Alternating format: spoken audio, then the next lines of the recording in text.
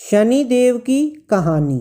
भगवान सूर्य ने देवी संध्या के साथ विवाह किया और 3 बच्चों का जन्म हुआ, जिनका नाम था वैशस, यम जो कि मृत्यु के भगवान हैं, और यमुना।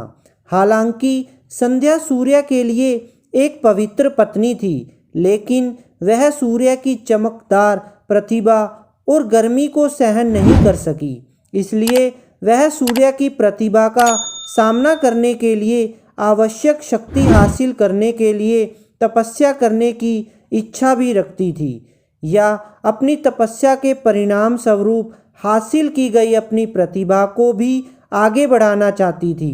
संध्या ने एक औरत को बनाया और उसका नाम छाया रखा और कहा कि वह सूर्य की पत्नी के रूप में अपनी भूमिका का प्रतिनिधित्व करे और 3 बच्चों की देखभाल भी करे।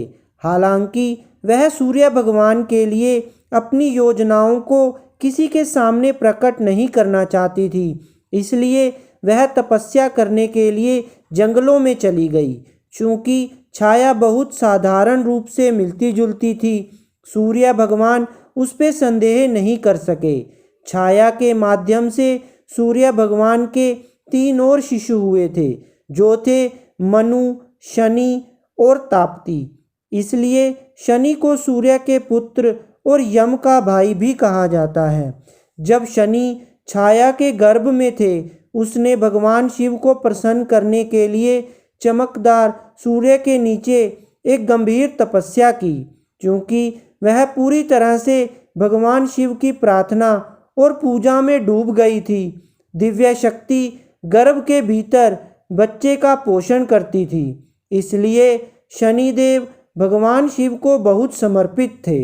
इसके अलावा जब छाया ने इतनी देर तक धधकते सूरज के नीचे तपस्या की थी, तो शनि गर्भ के अंदर काले रंग के हो गए थे। जैसे ही शनिदेव का जन्म हुआ, सूर्य भगवान ने उनके रंग को देखकर तुच्छ जाना और इस बात पर संदेह किया कि क्या शनि का जन्म उनके पास हुआ था। नाराज हुए शनिदेव ने जब अपने पिता पर नाराज नज़र डाली, तो शनिदेव की शक्ति के कारण सूर्य भी काले रंग में झुलस गए थे। बाद में सूर्य ने अपनी गलती के लिए पश्चाताप किया और भगवान शिव की पूजा की, जिन्होंने उन्हें बताया कि क्यों शनि इतने काले थे। इस बात के पीछे सच्चाई को जानने के बाद सूर्य भगवान अपने पुत्र शनिदेव के साथ खुश थे और वे एक दूसरे को बेहतर समझने लगे। शनिदेव भगवान शिव के एक प्रेरक शिष्य बन गए और सभी ज्ञान उनसे सीख गए। शिव शनिदेव की भक्ति और ईमानदारी से बहुत प्रसन्न थे, इसलिए उन्होंने उन्हें पृथ्वी पर पैदा हुए जीवन पर उन्हें महत्वपूर्ण ग्रह का स्थान दिया।